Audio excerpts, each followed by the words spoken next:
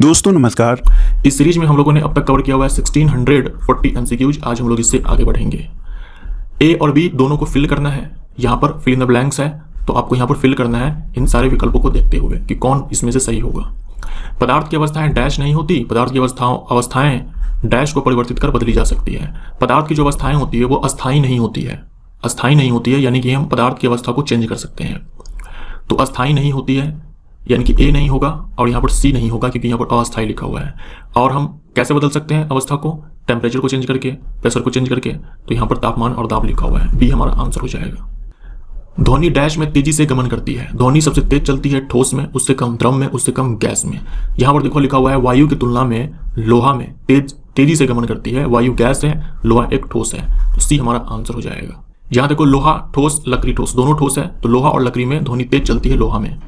अब यहाँ पर है हेमेटाइट, जिस तरह से संबंधित है आयरन से वैसे ही आपको बताना है यहाँ पर कौन होगा जो कि एल्यूमिनियम से संबंधित होगा। तो बॉक्साइट हो जाएगा। हेमेटाइट आयरन का अयस्क है, बॉक्साइट एल्यूमिनियम का अयस्क है। गैलेना याद रखना, गैलेना ये लेड का अयस्क है, शीशा का। कैल्कोपाइराइट ये कॉपर और आयरन दोनों का अयस्क है। फेरस सल्फेट क्रिस्टल के अणु में जल के कितने अणु उपस्थित होते हैं? फेरस सल्फेट FeS4.7H2O होता है। इसी को हम लोग ग्रीन विट्रॉल बोलते हैं। 7 हो जाएगा हमारा आंसर। जल के 7 अणु हैं। एसिटिक एसिड के 1 मोल में ऑक्सीजन के डैश परमाणु मौजूद होते हैं। एसिटिक एसिड का फॉर्मूला क्या होता है? CH3COOH। इसी को बोलते हैं एथेनोइक अम्ल। एसिटिक एसिड या फिर एथेनोइक अम्ल, 1 मोल में देखो ऑक्सीजन के 2 परमाणु हैं, तो ए हमारा आंसर। कौन सही मिलान है? फॉर्मूला है, जनरल फॉर्मूला है, आपको बताना है किसका जनरल फॉर्मूला यहाँ पर सही है। एल्केन का होता है CnH2n+2। यहाँ से 2 उड़ा दो तो एल्कीन का हो जाएगा CnH2n। यहाँ से 2 और उड़ा दो तो CnH2n-2 हो जाएगा एल्काइन का। ये हमारा सही है। उदासीन गैसीय परमाणु के बाह्यतम कक्ष या कोश से एक इलेक्ट्रॉन को हटाने के लिए डैश की आवश्यकता होती है। इस पर हम लोग ऑलरेडी चर्चा कर चुके हैं कि एक उदासीन परमाणु है यानी उस पर कोई चार्ज नहीं है, नेगेटिव पॉजिटिव इस तरह का कोई चार्ज नहीं है, कोई आवेश नहीं है, गैसीय अवस्था में है। इसके बाह्यतम कोश से हमें क्या करना है? एक इलेक्ट्रॉन को निकालना है। एक इलेक्ट्रॉन को क्या करना है? यहाँ पर निकालना है। जब हम एक इलेक्ट्रॉन को निकालेंगे तो इसके ऊपर एक प्लस चार्ज आएगा क्योंकि एक इलेक्ट्रॉन यहाँ से छोड़ करके जा चुका है। इसके लिए जो हमें एनर्जी देनी पड़ती है उसे हम लोग आयनीकरण ऊर्जा बोलते हैं। तो सबसे पहली बार हम लोग इलेक्ट्रॉन निकालेंगे तो जो एनर्जी देनी पड़ेगी उसे हम बोलेंगे प्रथम आयनीकरण ऊर्जा। तो आयनन ऊर्जा यहाँ पर लिखा हुआ है, यही हमारा आंसर हो जाएगा। ऐसे इसके ठीक उल्टा मान लो, इसके आप ठीक उल्टा मान लो कि आपके पास एक उदासीन गैसीय परमाणु है, इसमें इलेक्ट्रॉन को जोड़ना है, इसके बाह्यतम कोश में इलेक्ट्रॉन को डालना है। उस समय क्या है कि ऊर्जा यहाँ पर उत्सर्जित होती है। उस समय क्या है? ऊर्जा यहाँ पर क्या होती है? उत्सर्जित होती है। ऊर्जा यहाँ पर उत्सर्जित होती है, ऊर्जा यहाँ पर निकलती है। ये जो ऊर्जा है इसे बोलते हैं इलेक्ट्रॉन बंधुता। ठीक है, इलेक्ट्रॉन बंधुता, इलेक्ट्रॉन एफिनिटी। पोटेशियम नाइट्रेट का मॉलिक्यूलर सूत्र है यानी कि मॉलिक्यूलर फॉर्मूला क्या है? आणविक सूत्र क्या है? पोटेशियम नाइट्रेट KNO3 होता है। ये हमारा आंसर हो जाएगा। पोटेशियम के ऊपर प्लस चार्ज होता है और नाइट्रेट के ऊपर माइनस चार्ज होता है, एक minus charge. Tapeworm phylum dash से संबंधित है। टेपवर्म हम लोग बोलते हैं टीनिया सोलियम को। टीनिया सोलियम जो कि एक फ्लैट वर्म है यानी कि प्लेटी हेलमिंथस का जानवर है। सी हमारा आंसर हो जाएगा। एस्क हेलमिंथस जो फाइलम है उसी को हम लोग निमेटोडा फाइलम बोलते हैं। इसके अंदर जो जानवर आते हैं उसे हम लोग राउंड वर्म बोलते हैं, गोल कृमि बोलते हैं। जैसे कि आपका वुचरेरिया बैंक्रॉफ्टी हो गया, फाइलेरियल कृमि, एस्कैरिस हो गया। एनिडा के अंदर आ जाएगा आपका केंचुआ, जोंक, निरिस, ये सब। डैश मांसपेशियों को कंकाल मांसपेशी भी कहा जाता है। मांसपेशियों के बारे में हम लोगों ने पिछली वीडियो में अच्छे से चर्चा किया हुआ था। यहाँ पर देखो आप, जो कंकाल पेशी है, मैंने आपसे क्या कहा था कि ये ऐच्छिक पेशी है यानी कि वॉलंटरी मसल है। वॉलंटरी मसल बोले तो ऐच्छिक पेशी। हमारा आंसर यहाँ पर क्या हो जाएगा? ऐच्छिक हो जाएगा। अगर आप इन तीनों में देखो, इस कार्डियक में देखो, इस स्केलेटल में देखो, इस स्मूथ में देखो, तो केवल कंकाल पेशी ही है जो कि ऐच्छिक है। तो हमारा आंसर यहाँ पर डी हो जाएगा। अच्छा, कंकाल पेशी जो है ये रेखित भी तो है, जो यहाँ पर लिखा हुआ है रेखित यानी कि स्ट्रैटेड मसल, रेखित भी तो है। लेकिन हम रैखित यहाँ पर टिक नहीं मारेंगे क्योंकि रैखित में ये जो हमारा हृदय की पेशी है और ये जो कंकाल पेशी दोनों ही आ जाते हैं। तो यहाँ पर रैखित बोल करके हम नहीं बोल सकते कि ये कंकाल मांसपेशी है, लेकिन ऐच्छिक बोल सकते हैं क्योंकि इन तीनों में केवल कंकाल पेशी ही ऐच्छिक है। सोडियम कार्बोनेट जो कि एक क्षार है का उपयोग निम्न में से क्या है? सोडियम कार्बोनेट यानी कि Na2CO3। Na2CO3 यह है सोडियम कार्बोनेट। इसका इस्तेमाल किया जाता है बोरेक्स के निर्माण में। जल की अस्थायी कठोरता को दूर करने के लिए सोडियम कार्बोनेट का इस्तेमाल होता है कांच, साबुन और कागज के बनाने में। इन सब में सोडियम कार्बोनेट का इस्तेमाल होता है। तो A, B, C तीनों ही हो जाएगा। ये प्रयोग है, यूज है सोडियम कार्बोनेट का, तो आप इन तीनों को ध्यान में रख सकते हो। अस्थि कोशिकाएं एक दृढ़ यानी कि ठोस, सॉलिड यहाँ पर जो आव्यूह लिखा हुआ है इसका मतलब यहाँ पर है मैट्रिक्स। में अंतः स्थापित यानी कि एम्बेडेड होती है। हम बोलते हैं ना कि जो हमारी हड्डियां होती है वो कैल्शियम फॉस्फेट की बनी होती है, तो कैल्शियम फॉस्फेट की जो बनी होती है ना वो मैट्रिक्स होती है। कैल्शियम फॉस्फेट की एक मजबूत मैट्रिक्स होती है जिसमें कि जो अस्थि की कोशिकाएं होती है जिसे हम लोग ऑस्टियोसाइट बोलते हैं वो उसमें एम्बेडेड होती है। तो कैल्शियम और फॉस्फोरस, या तो कैल्शियम फॉस्फेट आ जाएगा या फिर कैल्शियम फॉस्फोरस अलग अलग। आयनीकरण ऊर्जा की इकाई क्या है? जो आयोनाइजेशन एनर्जी होती है उसके लिए यूनिट होता है किलो जूल पर मोल, ठीक है, किलो जूल पर मोल। अरेखित पेशियां, अरेखित यानी कि अनस्टैटेड मसल, जिसमें क्या है, धारी नहीं है, धारीदार नहीं है। तो पेशियों के बारे में हम लोग आप अच्छे से जान चुके हैं। जो हृदय की पेशी है, कंकाल पेशी है, इनमें देखो धारियां है यानी कि रेखित है। ये जो पेशियां हैं ये क्या है, रेखित है। हमें पूछा है अरेखित, जो कि एक ही है, ये है चिकनी पेशी, और चिकनी पेशी एकल नाभिक होती है यानी एक नाभिक वाली होती है। यहाँ देखो कोशिकीय कोशिकीय कोशिकीय कोशिकीय लिखा हुआ ना, ये गलत लिखा हुआ है, कोशिकीय नहीं होगा, नाभिक होगा यहाँ पे, ठीक है। तो हमारा आंसर यहाँ पर हो जाएगा एक नाभिक वाली पेशी होती है। तो यहाँ पर जो एक कोशिकीय लिखा हुआ है ना, इसके स्थान पर क्या होगा, एक नाभिक, ठीक है, एक नाभिक। तो मैं यहाँ पर कोई आंसर टिक नहीं मार रहा हूँ, बट आप ये ध्यान में रखना, एक नाभिक वाली पेशी होती है अरेखित पेशी। 1 किलोवाट का एक पंप 1 मिनट में पानी की कितनी मात्रा को 10 मीटर की ऊंचाई तक पहुंचा सकता है? देखो पावर है हमारे पास कितना, यानी ये जो पंप है इसके पास शक्ति है 1 किलोवाट, बोले तो 1000 वाट। एनर्जी बराबर क्या होता है, ऊर्जा बराबर, ऊर्जा बराबर ये होता है शक्ति गुने में समय। शक्ति है यहाँ पर 1000, समय यहाँ पर लेना है आपको 1 मिनट, बोले तो 60 सेकेंड। तो यहाँ पर जो ये ऊर्जा है ये बराबर हो जाएगा mgh के, ठीक है, mgh के। सवाल कुछ ऐसा है कि एक वस्तु को उठाने में, एक वस्तु को 10 मीटर उठाने में इतना कार्य किया जाता है, इतना कार्य किया जाता है, तो बताना है कि वस्तु का द्रव्यमान कितना है। कुछ इस प्रकार का सवाल है। तो हम लोग क्या करते हैं कि उस हाइट पर ले जाकर के रख देते हैं और उसके पास हम स्थितिज ऊर्जा उतना ही बोल देते हैं जितना कि कार्य किया जाता है। ठीक वैसे ही यहाँ पर ये सवाल बनने वाला है। ये जो mgh है ये बराबर किसके हो जाएगा, इसके 1000 गुने में 60। हमें द्रव्यमान चाहिए तो यहाँ पर 1000 हो जाएगा और गुने में 60 हो जाएगा। जी का मान हमें यहाँ पर 10 लेना है और हाइट है 10, ये 0, 2 0 से 2 0 खत्म, तो 600 किलोग्राम, 600 किलोग्राम। लौह सामग्री का विद्युत लेपन करने के लिए निम्नलिखित में से कौन सी धातुओं का उपयोग किया जाता है? लौह सामग्री में जंग लगने से बचाने के लिए क्या है, उस पर कोटिंग की जाती है इलेक्ट्रिक करंट के द्वारा, इलेक्ट्रिक करंट का इस्तेमाल करके, ठीक है, इलेक्ट्रिक करंट का इस्तेमाल करके प्लेटिंग की जाती है यानी कि कोटिंग की जाती है। इसी को हम लोग विद्युत लेपन बोलते हैं, जंग लगने से बचाने के लिए। अब जो कोट चढ़ाया जाता है, जो कोट चढ़ाया जाता है देखो लोहे के ऊपर, इनमें से किसी भी धातु का इस्तेमाल किया जा सकता है कोट चढ़ाने के लिए। जिंक भी हो सकता है, सिल्वर भी हो सकता है, बट बोर्ड की तरफ से आंसर यहाँ पर सिल्वर दिया गया है। रेल के नीचे लकड़ी के स्लीपर, ठीक है, स्लीपर इस्तेमाल किए जाते हैं, स्लीपर इस्तेमाल किए जाते हैं। यह क्या उत्पादित करता है? ये जो रेल है, ठीक है, ये जो रेल है, ये जो आप देख रहे हो जिसे हम पटरी बोलते हैं, ये क्या है, ये रेल है। इसके नीचे देखो स्लीपर इस्तेमाल किया गया है, इसके नीचे स्लीपर इस्तेमाल किया गया है। क्यों किया जाता है? ताकि जो सरफेस एरिया है, जो क्षेत्रफल है, ये बड़ा हो जाए। क्षेत्रफल बड़ा होने के कारण क्या होगा, दाब कम लगेगा। जब इस पर ट्रेन आएगी, जब इस पर ट्रेन आएगी तो इस रेल के ऊपर क्या होगा, दबाव डाला जाएगा। तो उस दबाव को कम करने के लिए, उस दबाव को कम करने के लिए पटरी के ऊपर, ये जो रेल है इसके ऊपर दबाव कम नहीं होगा, इसके नीचे जो ये जो पूरा रीजन है ना, इस पे दबाव कम करने के लिए इसके नीचे स्लीपर को डाला जाता है। वरना क्या होगा, ये जो रेल है ये जमीन में धंस सकती है। तो बड़ा क्षेत्र जिससे दबाव घटे, माफ करना, ये भी नहीं होगा, ये होगा, ए होगा। बड़ा क्षेत्रफल जिससे दाब घटे, बड़ा क्षेत्रफल बोल दो या फिर क्षेत्र जिससे दाब घटे। एवोगाद्रो स्थिरांक, एवोगाद्रो कांस्टेंट आपको तो रटा होगा ये चीज, 6.022 10 to the power 23। निम्न में से कौन समजात श्रृंखला नहीं है? समजात श्रृंखला नहीं है, देखो ये मीथेन है, इसका जो अगला मेंबर होगा कौन सा होगा, इसमें क्या करना है आपको CH2 जोड़ देना है। क्योंकि समजात श्रृंखला में से आप किसी भी लगातार 2 सदस्य को उठाओगे तो उसमें आपको CH2 का अंतर मिलेगा। ये सब मैं आपको पहले भी बता चुका हूं। तो जो अगला हमारा फॉर्मूला मिलेगा वो C2H6 मिलेगा जो कि इथेन है। फिर इसका अगला चाहिए आपको, तो फिर से क्या करना है आपको, इसमें CH2 जोड़ देना है, तब आपको मिलेगा C3H8। ये आपका हो गया प्रोपेन, ये मीथेन, ये इथेन, ये प्रोपेन। उसके बाद फिर अगला चाहिए तो इसमें CH2 जोड़ो तो मिल जाएगा C4H10। तो यहां पर देखो C3H8 तो सही है, C4H10 होना चाहिए जो कि यहां पर लिखा हुआ है C4H9, तो ये गलत हो जाएगा। अनुगमन वेग क्या है? यहां पर अनुगमन वेग का मतलब ड्रिफ्ट वेलोसिटी है, ड्रिफ्ट वेलोसिटी।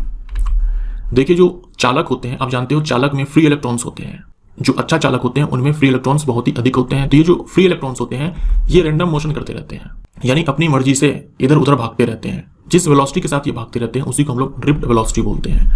तो चालक में इलेक्ट्रॉन लगातार औसत गति के साथ चलते हैं, ये हमारा आंसर हो जाएगा। इसको हम क्या बोलते हैं? Drift velocity. आप देख रहे हो ये सारे इधर उधर भाग रहे हैं, जिधर मन करे उधर भाग रहे हैं, इसी को हम लोग बोलते हैं ड्रिफ्ट वेलोसिटी, जिस वेलोसिटी से ये भाग रहे हैं। अभी तो आप इसमें देखो कि जिधर मन कर रहा है उधर इलेक्ट्रॉन सारे भाग रहे हैं, जिस दिशा में चाहे उस दिशा में। जैसे ही हम लोग क्या करते हैं, बैटरी से कनेक्ट करते हैं, यानी जैसे हम लोग करंट पास करवाते हैं, ये सारे एक दिशा में भागना स्टार्ट कर देते हैं, ये सारे एक दिशा में भागना स्टार्ट कर देते हैं। यही चीज यहाँ पर दिखाया गया है कि बैटरी से कनेक्ट करते ही देखो सारे इस दिशा में भागना स्टार्ट कर रहे हैं। करंट फ्लो होगा इस दिशा में, इलेक्ट्रॉन भागेगा इस दिशा में। Cl2 के 71 ग्राम में परमाणु मौजूद होते हैं। Cl2 का परमाणु द्रव्यमान कितना हो जाएगा? एक क्लोरीन का होता है 35.5, क्योंकि यहाँ पर 2 है तो यहाँ पर हो जाएगा 71 U। एक परमाणु का द्रव्यमान है, यहाँ पर हम ग्राम लगा देंगे तो 1 मोल का हो जाएगा, ये 1 मोल का द्रव्यमान हो जाएगा। और हमें 71 ग्राम ही दिया हुआ है, यानी इनडायरेक्टली हमसे ये बोल दिया है कि Cl2 का आपके पास 1 मोल है, बताओ इसमें परमाणु कितने होंगे। क्योंकि Cl2 यहाँ पर एक अणु है तो हम यहाँ पर ये बोलेंगे कि 1 मोल में एवोगाद्रो नंबर के बराबर क्या होंगे? अणु होंगे। क्या होंगे? अणु होंगे, क्योंकि यहाँ पर Cl2 एक अणु है, मॉलिक्यूल्स होंगे इतने। हमें तो परमाणुओं की संख्या चाहिए, एटम्स चाहिए।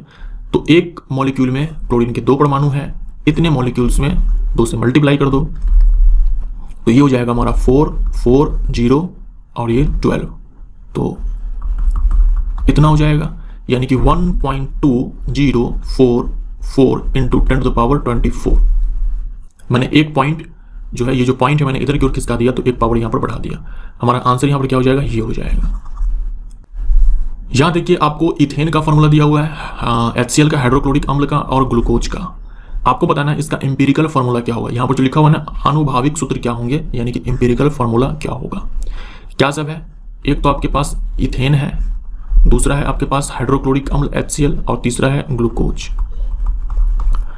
एम्पिरिकल फॉर्मूला लिखना है ना, आपको कुछ नहीं करना है। यहाँ पर जो 2 और 6 है इसका HCF निकालो, यानी आपको इसको एकदम सिंपलेस्ट फॉर्म में लिख देना है। आपको क्या करना है, यहाँ पर HCF निकालना है, इन दोनों का 2, 6 का जितना आएगा उससे भाग लगा देना है, जितना आएगा उससे भाग लगा देना है। तो 2, 6 का HCF 2 ही आएगा, तो 2 से भाग लगाएंगे इसमें तो केवल C बचेगा, 1 बचेगा, 1 लिखाएगा यहाँ पर, लेकिन हम 1 लिखते नहीं है। और इसमें भाग लगाएंगे तो 3 CH3 इसका चाहिए, ये ऑलरेडी सिंपलेस्ट फॉर्म में है, इसे सिंपल होगा नहीं तो ये HCl HT आ जाएगा यहाँ पर। वैसे भी आप बना सकते हो, 1 का HCF 1 ही आएगा, 1 से भाग लगाएंगे यही रह जाएगा। यहाँ 6, 12, 6 इसका HCF लेंगे तो 6 आएगा, 6 से भाग लगा दो, C यहाँ पर हो जाएगा आपका 2, यहाँ पर हो जाएगा O। ये आ गया हमारा एम्पिरिकल फॉर्मूला। ये है मॉलिक्यूलर फॉर्मूला, ये एम्पिरिकल फॉर्मूला। हमारा आंसर यहाँ पर क्या हो जाएगा? CH3 HCl CH2O, ये हमारा आंसर। डैश न्यूनतम आधात्री वाला एक संयोजी उत्तक है। ब्लड में आप जानते हो कि 55% प्लाज्मा होता है, ये प्लाज्मा होता है, यही प्लाज्मा मैट्रिक्स होता है ब्लड के लिए। अस्थि में अभी आपने देखा कि मैट्रिक्स होता है वो सॉलिड होता है, काफी मजबूत होता है, कैल्शियम फॉस्फेट का होता है। स्नायु लिगामेंट में मैट्रिक्स बहुत ही कम होता है, स्नायु यानी कि लिगामेंट, इसमें मैट्रिक्स बहुत ही कम होता है। फिर से देखो यहाँ पर आपके पास ये सारे फॉर्मूले दे रखे हैं, इसका एम्पिरिकल फॉर्मूला क्या होगा। CH4 देखो ऑलरेडी सिंपलेस्ट फॉर्म में है, यहाँ पर 1 होगा, 1 और 4 का हम HCF निकालेंगे तो कितना आएगा? 1 ही आएगा, 1 से भाग लगाएंगे यही रह जाएगा, तो CH4 ये तो यही रहने वाला है। यहाँ पर अभी आपने देखा था ये एथेन है तो ये हमारा हो जाएगा CH3, और ये हमारा C4H10 है तो 4 और 10 का HCF कितना आएगा? 4 और 10 का HCF 2 आएगा तो C2H5 हो जाएगा। हमारा आंसर देखो यहाँ पर ये हो जाएगा CH4। यहाँ पर देखना टाइपिंग मिस्टेक है, ठीक है, यहाँ पर टाइपिंग मिस्टेक है, यहाँ पर हमारा CH3 होगा और C2H5 होगा, तो यहाँ पर आप सही कर लेना, आंसर हमारा A होगा, ठीक है, A हमारा सही आंसर है। ये एम्पिरिकल फॉर्मूला है।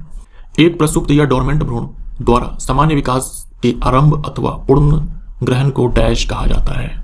देखिए एक बीज है, बीज में आप जानते हो मूलांकुर और परांकुर ये दोनों होते हैं। मूलांकुर से मूल यानी कि जड़ें बनती है, परांकुर से तना का निर्माण होता है। तो जब बीज को मान लो मिट्टी में डाल दिया गया तो पहली बार जब परांकुर से तना का निर्माण हुआ और मूलांकुर से जड़ बनी, इसे हम लोग क्या बोलते हैं? इसे हम लोग बोलते हैं अंकुरन, ठीक है, जर्मिनेशन। हम बोलते हैं सीड जर्मिनेट कर रहा है, तो सीड जर्मिनेशन हमारा आंसर। डैश में बाह्यतम कक्षा पूरी तरह से भरी होती है। बाह्यतम कक्षा पूरी तरह से भरी होती है ग्रुप नंबर 18 के तत्व के लिए, यानी कि इनर्ट एलिमेंट के लिए। तो इनमें से इनर्ट कौन है, अक्रिय कौन है? जेनॉन। 36 किलोमीटर पर आवर की चाल से गतिमान 2 किलोग्राम द्रव्यमान की एक गेंद 3 किलोग्राम द्रव्यमान की एक स्थिर गेंद से टकरा जाती है। यदि टकराने के बाद दोनों साथ में आगे बढ़ती है तो टक्कर के कारण गतिज ऊर्जा में हुई हानि क्या होगी? इस तरह के 4-5 सवाल पूछे गए हैं, तो आप मैं आपको यहाँ पर बता रहा हूँ कि ये कैसे बनेगा, तो आप इसको ध्यान में रखेंगे। आपको आंसर जूल में चाहिए, एसआई मात्रक में चाहिए, तो ये जो 36 किलोमीटर पर आवर है इसको मीटर पर सेकंड में चेंज करना पड़ेगा। तो क्या करेंगे, यहाँ पर 5/18 से मल्टीप्लाई करेंगे, तो ये आ जाएगा 10 मीटर पर सेकंड, इतना आ जाएगा। इस सवाल को मैं यहाँ पर बनाता हूँ, थोड़ा सा स्पेस हमें मिलेगा अच्छे से बनाने के लिए। 2 गेंदें हैं आपके पास, एक 2 किलोग्राम और एक 3 किलोग्राम। 2 किलोग्राम की जो गेंद है वो इस स्पीड से चल रही है और 3 किलोग्राम की जो गेंद है वो रुकी हुई है। ये जो गेंद चल रही है आकर के इससे टकराती है, टकराने के बाद फिर दोनों साथ साथ चलते हैं, दोनों साथ साथ चलते हैं, दोनों साथ साथ चलते हैं, यानी दोनों एक ही स्पीड से गेंदें चल रही है। मैंने आपसे पहले बताया हुआ है एक चीज कि टक्कर चाहे प्रत्यास्थ हो या फिर अप्रत्यास्थ हो, इलास्टिक हो इनइलास्टिक हो, संवेग हमेशा संरक्षित रहता है, संवेग हमेशा संरक्षित रहता है। बस इसी कॉन्सेप्ट पर यहां पर आपको सवाल बना देना है। यानी जो हमारा प्रारंभिक संवेग है टोटल, वो बराबर हो जाएगा अंतिम संवेग के टोटल लिखना है, यानी सबका अलग अलग निकाल करके जोड़ देना है। तो प्रारंभिक संवेग देखो, संवेग बराबर होता है हमारा द्रव्यमान और गुने में वेग। यहाँ पर लीनियर मोशन है, रैखिक गति है, तो यहाँ पर जो वेलोसिटी हो जाएगा वही स्पीड हो जाएगा। यहाँ पर देखो आप इस वाले का संवेग लिखो, इस वाले गेंद का जो संवेग है 2 गुने में 10 हो जाएगा, यानी कि 20 हो जाएगा। इस वाले संवेग का तो 0 ही हो जाएगा क्योंकि ये गेंद रुकी हुई थी, तो हम वेलोसिटी बोल सकते हैं कि यहाँ पर क्या है, 0 है, बराबर। यहाँ पर टोटल आ जाओ, यहाँ पर टोटल हम इसका संवेग लिखेंगे 2 गुने में v, तो 2v हो जाएगा, प्लस इसका संवेग 3 गुने में v, इतना हो जाएगा, ठीक है। तो यहाँ पर हमारा हो जाएगा 5v बराबर 20, यानी कि v बराबर 4 मीटर पर सेकेंड। यानी ये दोनों जो गेंदें हैं ये चल रही है 4 मीटर पर सेकेंड की स्पीड से। हमसे पूछा है कि गतिज ऊर्जा में हानि कितनी हुई, तो गतिज ऊर्जा में हानि निकालने के लिए पहले कितनी थी, टकराने से पहले टोटल गतिज ऊर्जा कितनी थी, टकराने के बाद टोटल गतिज ऊर्जा कितनी हो गई है, उसके बाद क्या करना है, घटा देना है, हानि निकल जाएगा। बहुत ही सिंपल है। तो गतिज ऊर्जा स्टार्टिंग में कितनी थी, टकराने से पहले टोटल कितनी थी, टोटल निकालने के लिए हम इसका गतिज ऊर्जा निकालेंगे प्लस इसका गतिज ऊर्जा निकालेंगे। तो इसका गतिज ऊर्जा लिखने के लिए हम क्या करेंगे, हाफ m का मान यहाँ पर 2 है, v स्क्वायर बोले तो 10 गुने में 10, यही हो जाएगा। अच्छा ये तो रुकी हुई थी ना, तो इसके पास तो गतिज ऊर्जा थी ही नहीं क्योंकि ये गति में नहीं थी, 2 से ये 2 खत्म हो जाएगा। तो स्टार्टिंग में हमें ये मालूम चला कि गतिज ऊर्जा जो है 100 जूल के बराबर थी, स्टार्टिंग में 100 जूल के बराबर थी। अच्छा टकराने के बाद हम लिखते हैं टोटल, टकराने के बाद हम फाइनल लिखते हैं। तो इस वाले गेंद की गतिज ऊर्जा लिखो आप, हाफ m का मान 2 है और v स्क्वायर बोले तो 4 का स्क्वायर 16 हो जाएगा, प्लस इसका लिखो आप, हाफ m का मान 3 है और यहाँ पर फिर 16 हो जाएगा। तो 2 से ये 2 खत्म हो जाएगा, ये 16 हो गया यहाँ पर, फिर 2 से ये 16 खत्म हो जाएगा 8 टाइम्स, तो यहाँ पर ये 24 हो गया। टोटल कितना हो गया, 6 और 4 10, 2 3 4, 40 जूल। पहले गतिज ऊर्जा थी 100 जूल, टकराने के बाद बची है 40 जूल। लॉस कितना हो गया, लॉस निकालने के लिए क्या करेंगे हम, स्टार्टिंग में गतिज ऊर्जा जितनी थी उसमें से घटा दो, जो बची है 60 जूल गतिज ऊर्जा की लॉस हो चुकी है। तो हमारा आंसर यहाँ पर 60 जूल हो जाएगा। देखिए यहाँ पर आपसे पूछ दिया कि गतिज ऊर्जा में हानि कितनी हुई, गतिज ऊर्जा में हानि कितनी हुई। आपसे सवाल यहाँ से 2-3 तरीके से पूछा जा सकता है। आपसे ये पूछा जा सकता है कि बताओ कितनी स्पीड से चली, बस यहीं पर सवाल रुक जाए कि टकराने के बाद दोनों साथ साथ गेंदें चल रही है तो कितनी स्पीड से चल रही है, आपसे ये पूछा जा सकता है। या फिर ये पूछा जा सकता है कि बताओ टकराने के बाद गतिज ऊर्जा कितनी है या फिर कितनी हानि हुई। इस तरह से सवाल पूछे जा सकते हैं। पौधे भविष्य के लिए खाद्य को बीज के डैश में संग्रहित करते हैं। अभी आपने देखा बीज अंकुरन वाले में कि एक बीज है जो कि अभी मिट्टी में है, डोरमेंट स्टेट में है, यानी अभी इसमें अंकुरन नहीं हुआ है। आप जानते हो इस बीज में मूलांकुर है जिससे जड़ निकलनी है और प्रांकुर जिससे कि तना निकलना है। तो इस जड़ को निकलने के लिए, इस तना को निकलने के लिए भी क्या चाहिए, एनर्जी चाहिए, फूड चाहिए, तभी तो सेल डिवाइड करेंगे ना, तभी जाकर के ये तना यहाँ से निकलेगा, यहाँ से जड़ें निकलेगी, तब तक भोजन इसमें स्टोर होता है ये सारे काम करने के लिए। कोटिलीडन में, बीज पत्र में यही लिखा हुआ है, पौधे भविष्य के लिए, फ्यूचर के लिए जो फूड है वो बीज में डैश में स्टोर करते हैं कोटिलीडन में।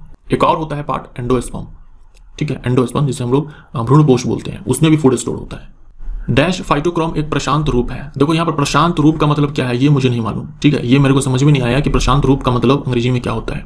फाइटोक्रोम एक पिगमेंट होता है, पत्तियों में उपस्थित होता है और लाइट को लेकर के सेंसिटिव होता है। इस फाइटोक्रोम पिगमेंट के 2 फॉर्म्स होते हैं, एक होता है PR, एक होता है PFR। R का मतलब होता है रेड लाइट और यहाँ पर FR का मतलब फार रेड लाइट, लाल प्रकाश और दूर लाल प्रकाश।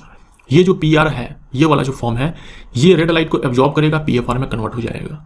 ये डे टाइम में होता है उसके बाद ये जो PFR है ये फार रेड लाइट को एब्जॉर्ब करेगा, अवशोषित करेगा और PR में कन्वर्ट हो जाएगा, जो कि डार्क या फिर नाइट में होता है।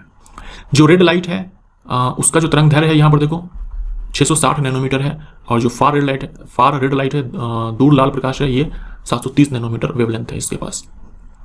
तो हमारा आंसर यहाँ पर ए हो जाएगा, बोर्ड की तरफ से ए आंसर दिया हुआ है। यहाँ पर P 660 का मतलब क्या हुआ? P 660 का मतलब ये हुआ कि ये जो फाइटोक्रोम है ये इस वेवलेंथ वाले लाइट को एब्जॉर्ब करेगा। तो ए हमारा यहाँ पर आंसर हो जाएगा, बोर्ड की तरफ से ए आंसर दिया हुआ है। बट प्रशांत रूप का मतलब क्या है मुझे नहीं मालूम। एक्चुअल जो यहाँ पर कॉन्सेप्ट है कि ये दोनों फॉर्म्स एक दूसरे में बदलते रहते हैं, ये मैंने आपको यहाँ पर बता दिया।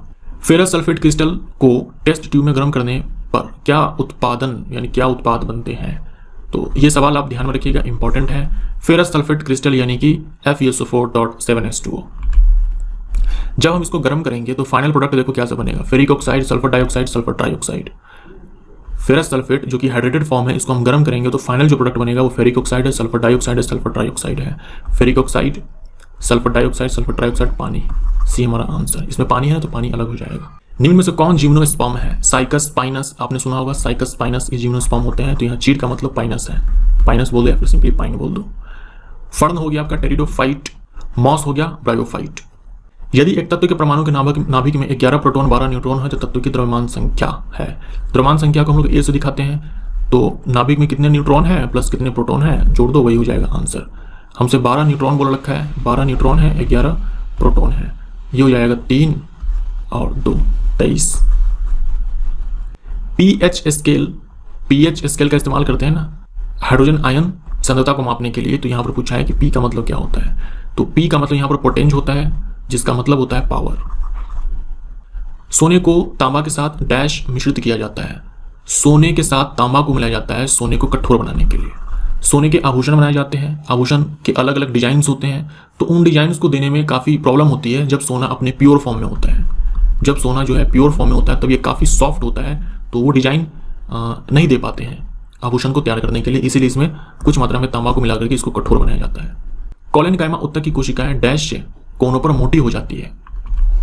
ये कोलेनकाइमा के सेल्स हैं। अब देखो इस प्रकार के सेल्स होते हैं एक दूसरे के साथ लगे हुए। यहाँ देखो कॉर्नर पर आपको दिखाया गया है, ये जो कॉर्नर है, ये कॉर्नर है, ये कॉर्नर है, ये कोनों पर मोटी होती है क्योंकि यहाँ पर डिपोजिशन होता है, जमा होता है। सेलुलोज हो गया, पैक्टिन हो गया, हेमी सेलुलोज, ये सब। सेलुलोज की तो सेल वॉल होती है, उसके साथ पैक्टिन, हेमी सेलुलोज, ये कुछ ज़्यादा ही इकट्ठा हो जाते हैं कॉर्नर पर जाकर के, इसीलिए यहाँ पर ये मोटी हो जाती है। उस भौतिक मात्रा का नाम बताएं जो बल और वेग के गुणनफल के बराबर है। देखो पावर बराबर आप जानते हो ये होता है वर्क अपॉन में टाइम, और वर्क बराबर आप जानते हो बल गुने में विस्थापन होता है, और बट्टे में यहाँ पर समय हो जाएगा। तो ये बल हो गया और इस विस्थापन बट्टे में समय को हम अलग कर लेते हैं। तो ये हमारा बल हो गया और ये विस्थापन बट्टे में समय क्या हो गया? वेग। तो शक्ति बराबर बल गुने में वेग। निम्न में से कौन लेंस और दर्पण के बीच अंतर नहीं है? लेंस और दर्पण के बीच में अंतर नहीं है ये बताना है। अवतल दर्पण प्रकाश को एक फोकसी बिंदु पर अभिमुख करता है। अवतल दर्पण, ये अवतल दर्पण जो कि प्रकाश की किरण दर्पण से परावर्तित होने के बाद देखो इस पॉइंट पर जाकर के कन्वर्ज होती है, जो लाइट रेज है यहाँ पर आकर के मिलती है, इसी को बोलते हैं अभिमुख होना। सेम चीजें हम अगर लेंस में देखें तो ये उत्तल लेंस में देखा जाता है कि जो प्रकाश की किरण है वो एक पॉइंट पर आकर के वास्तव में मिलती है, अभिमुख होती है। तो ये सही है। ये आप बोल सकते हो कि अंतर है कि दर्पण के केस में ऐसा अवतल में होता है और लेंस के केस में ऐसा उत्तल में होता है।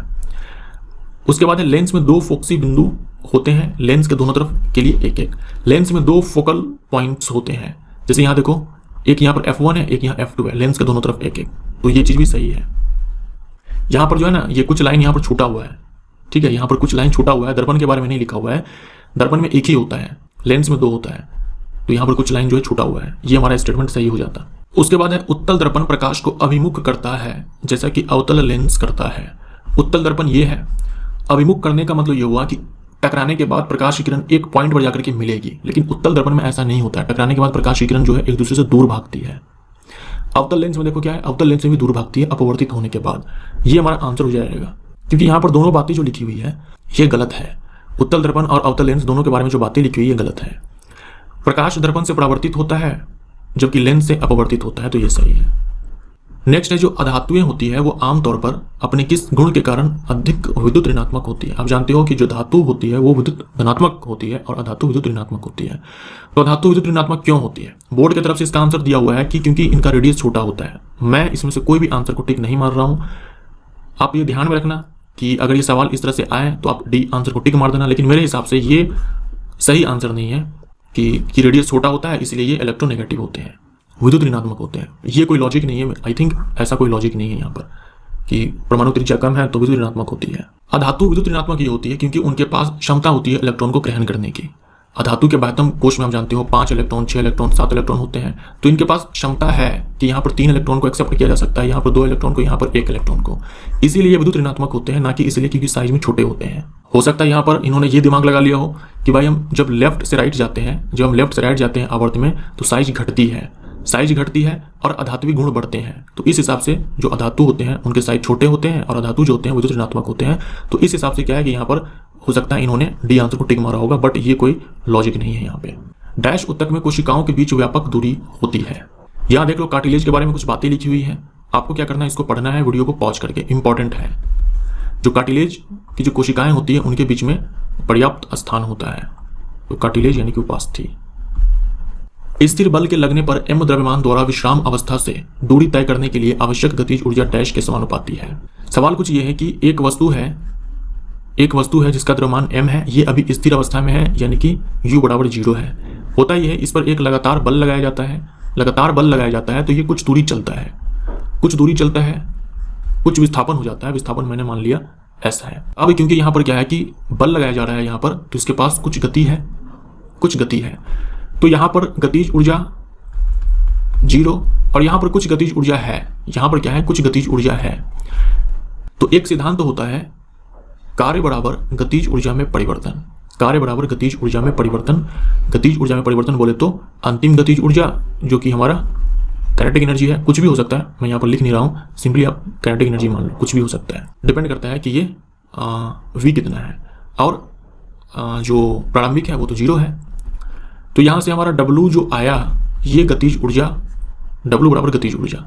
यहाँ देखो आपसे पूछा है कि गतिज ऊर्जा डैश के समानुपाती है। तो यहाँ जो गतिज ऊर्जा है और ये जो कार्य है हम इसको लिख सकते हैं बल गुने में विस्थापन। ये जो बल है और ये जो विस्थापन है, तो गतिज ऊर्जा समानुपाती है बल के और विस्थापन के, द्रव्यमान के नहीं है। हमें यहाँ पर देखो क्या दे रखा है, एक विकल्प में m पे पावर 0 दे रखा है। m पे पावर 0, तो किसी भी नंबर पर हम जब पावर 0 डालते हैं तो वो 1 के बराबर हो जाता है। किसके बराबर? 1 के बराबर हो जाता है। तो हमारा आंसर यहाँ पर सी हो जाएगा। कहने का मतलब ये हुआ कि ये जो गतिज ऊर्जा है ये जो गतिज ऊर्जा है ये द्रव्यमान से इंडिपेंडेंट है, यानी द्रव्यमान पर निर्भर नहीं कर रही है। इसीलिए यहाँ पर m पर पावर 0 दिया हुआ है ताकि ये 1 के बराबर हो जाए। डैश चींटियों की एजेंसी द्वारा परागन का वर्णन करता है, यानी चींटियां हैं जो कि पराग कण को परागकोश से कहाँ पर लेकर के जा रही है, वर्तिकाग्र पर। इसे पोलिनेशन बोलते हैं, परागण बोलते हैं। चींटी लेकर के जा रही है तो इसे हम बोलते हैं मिमिकोफिली। चींटियों के अध्ययन को हम लोग मिमिकोलॉजी बोलते हैं। ओलंपिक खेल में एक धावक 10 सेकंड में 100 मीटर की दूरी तय करता है, उसकी गतिज ऊर्जा डैश की श्रेणी में हो सकती है। देखो गतिज ऊर्जा अगर आपको चाहिए तो क्या सब चाहिए, आपको चाहिए द्रव्यमान और चाहिए चाल तो हम यहाँ पर निकाल लेंगे कि 100 मीटर चला 10 सेकंड में, तो चाल हमारा हो जाएगा यहाँ पर 10 मीटर पर सेकंड। आपको चाहिए द्रव्यमान, तो जो धावक है उसका द्रव्यमान क्या होगा, आपको अपने अंदाज से थोड़ा सा यहाँ पर सोचना पड़ेगा, दिमाग लगाना पड़ेगा। जो धावक है उसका द्रव्यमान हम बोल सकते हैं कि मिनिमम 40 किलोग्राम तो होगा ही। ओलंपिक में खेल रहा है तो द्रव्यमान 40 किलोग्राम होगा ही। मैक्सिमम कितना मान सकते हो आप? मैक्सिमम तो यार 80 भी हो सकता है, 70 भी हो सकता है, 90 भी हो सकता है, 100 भी हो सकता है, लेकिन हम यहाँ पर 80 मानकर चलते हैं कि मैक्सिमम 80 है, होने को 100 भी हो सकता है। पहले हम निकालते हैं, उसके बाद हम लोग 100 डालकर देखेंगे कि क्या आंसर आता है। तो अगर द्रव्यमान ये है तो यहाँ पर गतिज ऊर्जा बराबर कितनी हो जाएगी, हाफ, m का मान 40 और v स्क्वायर है तो यहाँ पर 100 हो जाएगा। यहाँ पर कितना हो जाएगा, हाफ, m का मान 80 और यहाँ पर 100 हो जाएगा v का स्क्वायर। 2 से ये 40 खत्म, 20 टाइम्स तो 2000 जूल हो जाएगा, यहाँ पर 2000 जूल। और यहाँ पर कितना हो जाएगा, ये हो जाएगा 40, तो 40 है तो 4000 जूल। मान लो कि आप 80 की जगह पर 100 मान लेते हो, 100 से ज़्यादा तो नहीं लेंगे, मैक्सिमम 100 ले सकते हैं, 100 से ज़्यादा क्या लेंगे 100 ले सकते हैं। अगर 100 भी लेंगे तो हमारा 5000 जूल आ जाएगा, 5000 जूल आ जाएगा, यानी 2000 जूल से 5000 जूल हमारा एक रेंज हो जाएगा, इससे ज़्यादा तो नहीं होगा। ये हमारा यहाँ पर आंसर हो जाएगा। ठीक है, विकल्प A B C D ये हमारा आंसर हो जाएगा 2000 से 5000 जूल रेंज हो जाएगा। जब आप 100 kg मैक्सिमम लोगे तब जाकर 5000 जूल आएगा, और मिनिमम तो 40 kg तो होना ही है, इससे नीचे क्या होगा। तो इस तरह से एक बस अपने मन से थोड़ा सा दिमाग लगाना था यहाँ पे। पांचवें कोश में 3 इलेक्ट्रॉन प्राप्त करके अस्थायी बनने वाले अणु की परमाणु संख्या क्या है। पांचवें कोश में कोशों की संख्या 5 है। अगर कोशों की संख्या 5 है तो 10 + 5 = 15। ग्रुप नंबर 15, समूह संख्या 15 का ये तत्व है। समूह संख्या 15 में आपका नाइट्रोजन है, नाना, पापा, आंटी सब बीमार। इस तरह से नाइट्रोजन का 7 होता है, फास्फोरस का 15 होता है, आर्सेनिक का 33 होता है, एंटीमनी का 51 होता है, और बिस्मथ का कितना होता है, इसमें 32 जोड़ो तो 3 और ये 8। हमारा आंसर यहाँ पर क्या हो जाएगा 51। आनुवांशिक जानकारी अणुओं की लंबी श्रृंखलाओं द्वारा स्थानांतरित की जाती है। इन अणुओं को क्या कहा जाता है। आनुवांशिक जानकारी डीएनए में है। डीएनए क्या होता है, पॉलीन्यूक्लियोटाइड्स होते हैं। डीएनए जो होते हैं वो पॉलीन्यूक्लियोटाइड्स होते हैं, यानी बहुत सारे न्यूक्लियोटाइड के चैन होते हैं, मिलकर के पॉलीन्यूक्लियोटाइड्स बनाते हैं, और वही डीएनए होता है। अंडाशय से अंडे के निकलने की प्रक्रिया को डैश कहते हैं। फीमेल बॉडी के अंदर प्यूबर्टी के बाद हर महीने एक अंडाशय से एक अंडा निकलता है।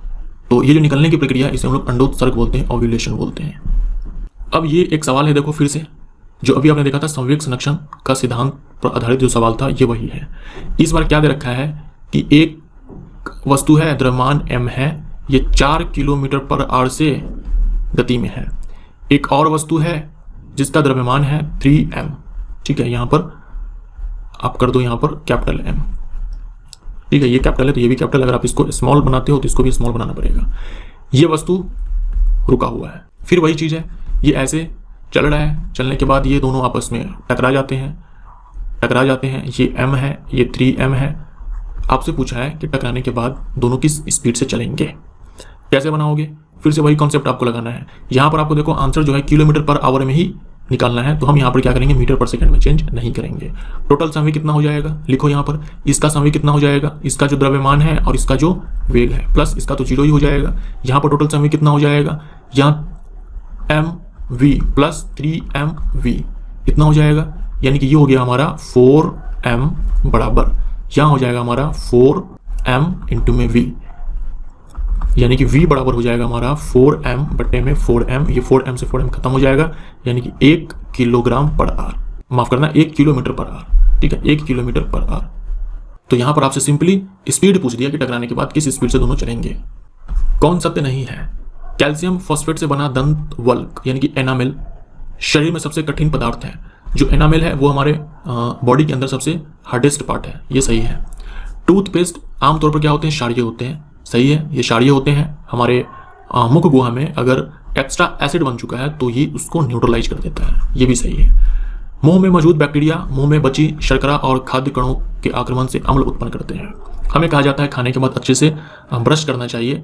कोई भी फूड पार्टिकल जो है हमारे दांतों में फंसा हुआ नहीं रहना चाहिए, बकल कैविटी में नहीं रहना चाहिए, क्योंकि उनमें क्या होता है कि बैक्टीरिया उस पर एक्ट करते हैं और उसमें जो ग्लूकोज होता है उसको तोड़ करके एसिड बना देता है। तो ये सही है। अगर ज़्यादा एसिड बना देगा तो pH कम हो जाएगा, और जैसे ही pH 5.5 से कम होगा दांतें जो है वो कमज़ोर पड़ने लग जाएंगे, वो झड़ने लग जाएंगे।